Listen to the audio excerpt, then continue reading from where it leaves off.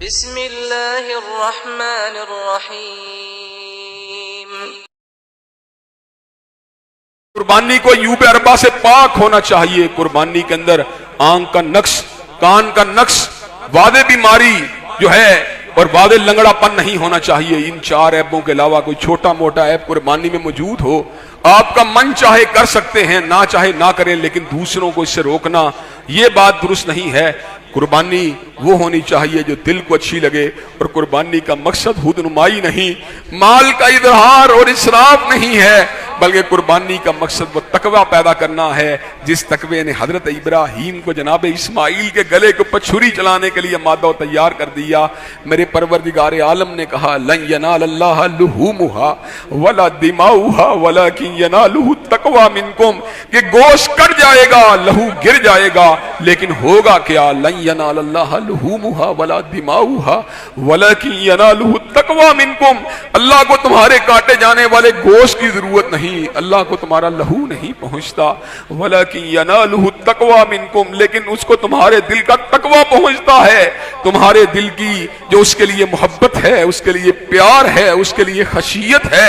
وہ چیز جو ہے وہ اللہ تبارک و تعالیٰ تک ٹرانسفر ہوتی ہے۔ حضرات گرامی قدر، جانور کو صحابہ کرام رضوان اللہ علیہم اجمعین پالا کرتے تھے، فربا کیا کرتے تھے، موٹا کیا کرتے تھے، اس لیے کہ جو جانور جب پال کے ذبح کیا جاتا ہے تو جہاں پر جانور کو کاٹنے کا ایک احساس ہوتا ہے، وہاں محبت کی بھی ایک قربانی ہوتی ہے۔ دور جدید کے اندر ٹیکنالوجی نے ترقی کی ہے، اب تو مشینی عید ہوتی ہے، جناب والا والدہ اور والدین جو ہیں، جناب ماں اور باپ جو ہیں، او بیٹے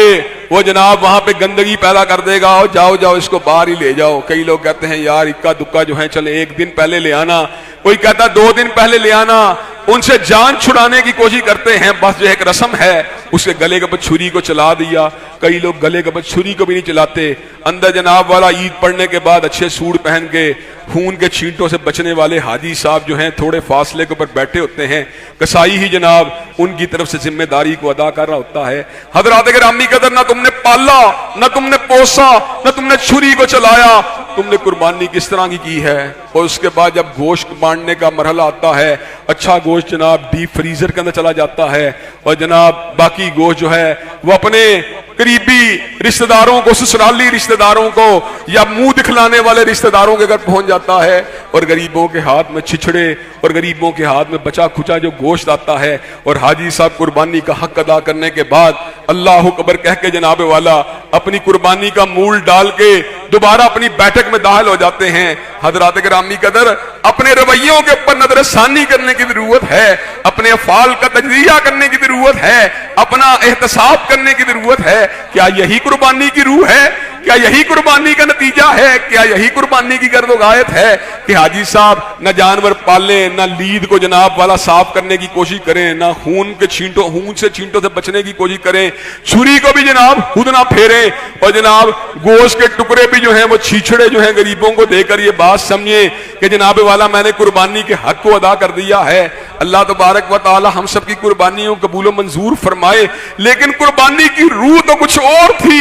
قربانی کی اسپرٹ تو کچھ اور تھی، قربانی کا جذبہ تو کچھ اور تھا۔ قربانی نے تو ہمیں یہ بات سمجھائی تھی، ہمیں یہ بات سکھلائی تھی، اِنَّ صَلَاتِي وَنُسُكِي وَمَحْيَايَ وَمَمَاتِي لِلَّهِ رَبِّ الْعَالَمِينَ، بے شک میری نمازیں، بے شک میری قربانیاں، بے شک میرا جینا، بے شک میرا مرنا، سبھی کچھ اللہ رب العالمین کے لیے ہے۔ قربانی کی اسپرٹ تو یہ تھی، یہ چھری جو جانور کے گلے کے اوپر چل رہی ہے، کل اللہ تیرے راستے کے اندر اپنی گردن کو بھی کٹوانا پڑا، اللہ میں کٹوانے کے لیے تیار ہوں۔ ابراہیم نے تو حقیقت میں اسماعیل کے گلے کے اوپر چھری کو رکھ دیا تھا، وہ تو اللہ تبارک و تعالیٰ نے بچا لیا،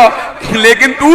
جانور کے گلے کے اوپر چھری کو رکھنے سے گھبرا رہا ہے، تو جانور کو بھی اس کے گوشت کو بھی تقسیم کرنے سے کترا رہا ہے۔ اللہ تبارک و تعالیٰ ہم سب کو قربانی کی اسپرٹ اور اس کے فلسفے کو سمجھنے کی توفیق عطا فرما دے۔